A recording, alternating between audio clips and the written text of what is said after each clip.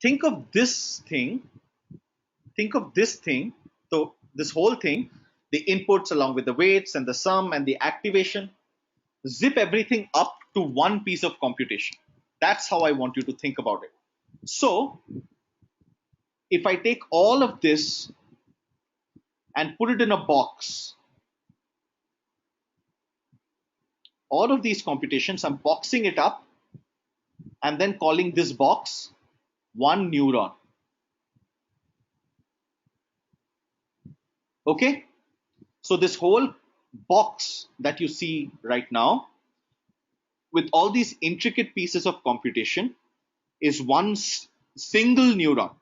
So inside a single neuron, I receive the input, I multiply it with the weights, I sum up all of them, add the bias, put the activation function on top of what I've got, and then finally whatever comes out is the output of the neuron.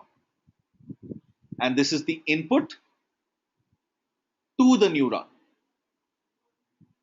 So I push some data inside this neuron and finally I get some output. This is how I want you to visualize a neuron. A busy set of computations.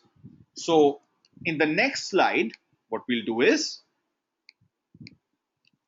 we will start visualizing all these complex pieces of computation as a single piece of computation. So input 1, input 2, and input 3 go inside this box. They get multiplied by a set of weights. They get added. I put the activation function on top of it, the sigmoid function, and then out comes an output. And this is one neuron that we are discussing. Okay?